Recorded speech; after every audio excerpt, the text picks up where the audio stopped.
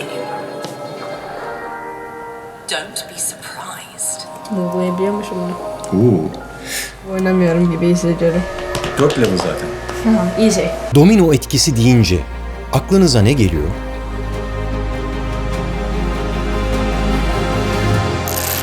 Benim de aklıma ilk önce böyle şeyler geliyordu. Ta ki geçenlerde oğlumla oynamaya başladığımız yeni bir oyundaki küçük bir karakterle tanışana kadar. Onun adı da Domino. Let me tell you a little bit about Domino. Kendi dünyasında kaybolmuş, korkularıyla başa çıkmaya çalışan bir çocuk. Uyumak onun için çok zor. Çünkü When the lights are off, shadows illuminate the darkness. ışıklar kapandığında gölgeler karanlığı, karanlıklarsa korkuları aydınlatır.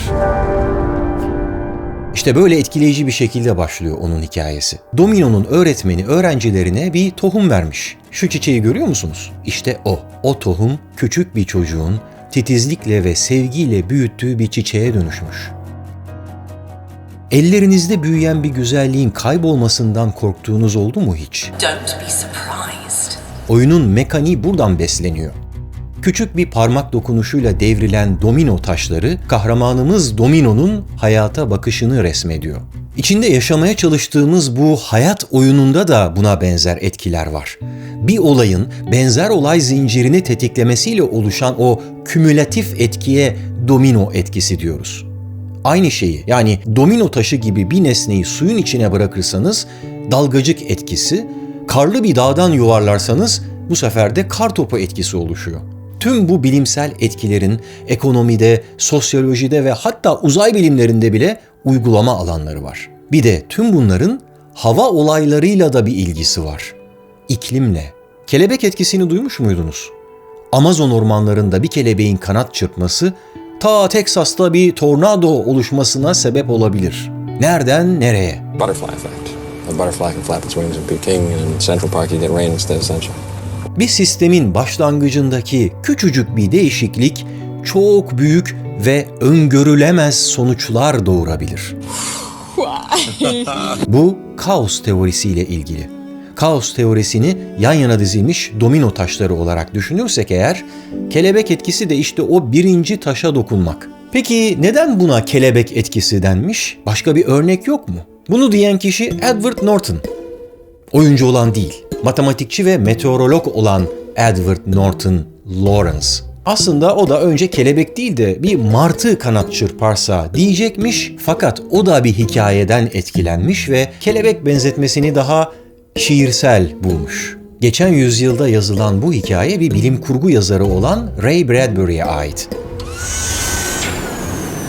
2055 yılında geçiyor. Zaman makinesi icat edilmiş, zengin maceracılara zaman safarisi düzenleyen tur şirketleri ortaya çıkmış. Avcıları alıp dinozorlar gibi nesli tükenmiş bir takım türleri avlamak üzere zamanda geriye götürüyorlar.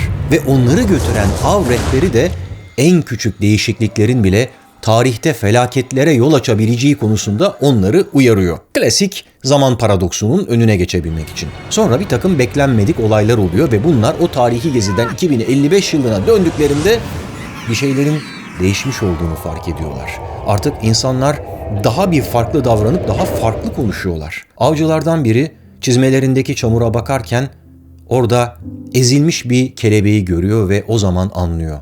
Geldikleri bu alternatif şimdiki zamanın doğasını değiştiren şey, geçmişe gittiklerinde yanlışlıkla üzerine basıp ezdikleri o kelebekmiş meğer. Bir kelebek bile geleceği değiştirebilir. Çünkü bu gezegende sadece biz yaşamıyoruz. Biz ekosistemin sahibi ya da efendisi değiliz. Onun bir parçasıyız. Sayısız canlı türünün birbirine yakın durduğu ve bağlı olduğu bir ağ bu. Domino taşları gibi. Kelebek etkisi ve domino etkisi birbirine çok benzer gözüküyor ama aralarında bir fark var. Sen de diğerleri gibi bir parmak hareketiyle yıkılanlardan mısın Domino? Yıkıldıkça büyüyenlerden misin yoksa? Evet, bu oyunun ayarlarından onu Türkçe'ye çevirebilmek mümkün ve evet, domino etkisi kelebek etkisinden biraz daha farklı çünkü daha öngörülebilir sonuçlara işaret ediyor. Tek bir taşa bakarsanız bir parmak hareketiyle yıkılıyormuş gibi görürsünüz. Oysa o bir sonraki taşın harekete geçmesine neden olur. Ortaya çıkan bu zincirleme etkinin sonuçları her şeyi değiştirebilir. İşte o yüzden yıkıldıkça büyüyenlerden ilham almak lazım. O yüzden bu oyunu oğlum oynarken ben de ondan ilham aldım. Oraya kadar atlayabiliyor musun? Zıpla domino. Hadi. Güzel. Ay, almadım. Güzel. Hadi. Güzel. Hadi. Devam. Devam. O yolu takip et bak. Şuraya doğru gel. Çok kötüyüm ama ya. Yok fena değil. Alıyorsun hala. Plastik şişenin suya düşmesiyle... Evet. Ah. Yine yandı. Evet. Hey gidi günler, bizim zamanımızda şöyleydi böyleydi filan diyerek başlayıp kafanızı şişirmek istemiyorum ama gerçekten de şimdiki çocuklar her şeyin birbirine bağlı olduğu bir başka ağdan ister istemez etkileniyorlar. İnternetten ya da televizyonlardan, oralardan duydukları olumsuz haberlerden. Bunlar belki sizi bizi o kadar kötü etkilemiyor ama onların rüyalarına, kabuslarına bile giriyor. Ekolojik bozulma, iklim değişikliği gibi konularda meydana gelen gelişmeler onlarda eko-anksiyete yaratıyor.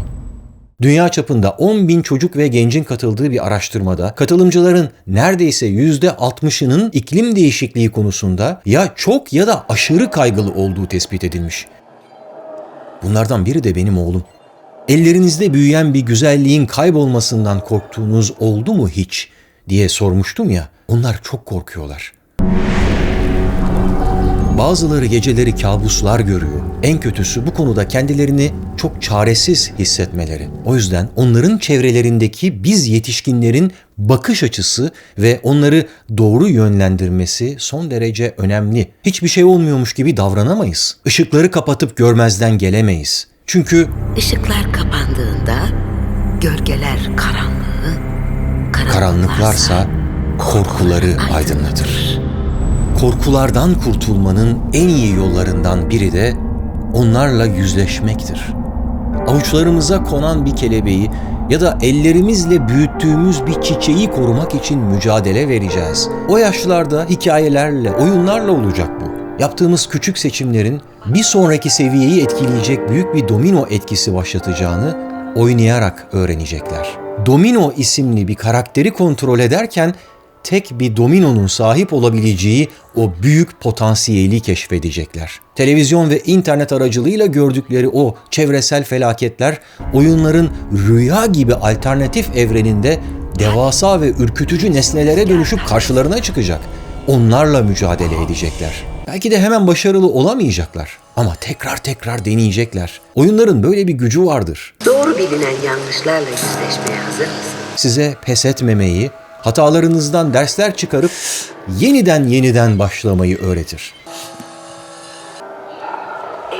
Düştüm. Dünyasına olmaz bağlar.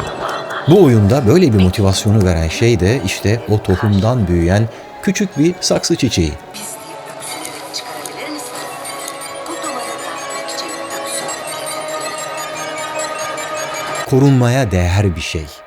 Çocuklarımıza güzelliğin değerini anlatmalı, onu nasıl koruyabileceklerini öğretmeliyiz. Ama dünyanın sadece bunlardan ibaret olmadığını da göstermeliyiz. Tabii onların anlayabileceği bir dilden. O kadar çok plastiği o kadar sorumsuzca savurup attık ki bunlar ıvır zıvır tepelerine dönüştü. Fosil yakıtlar, karbon emisyonları, hava kirliliği Sisler Vadisi'ni yarattı. Genetik manipülasyon, ekolojik dengesizlik, kirli sular adeta bir cadı kazanına çevirdi bazı yerleri.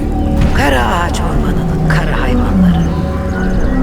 Soruyorsun kendine, bu neyin kaçışı? Düşündün mü hiç Termokule'ye gidişin aslında neyin ısrarı? Neyin ısrarı?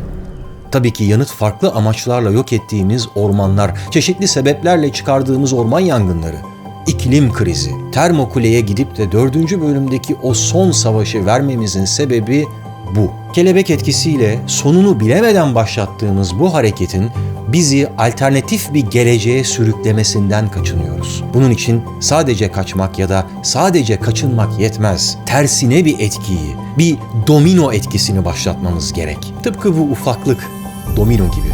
Onun pes etmeden başlattığı bu etkinin vermek istediği tek mesaj harekete geçmek.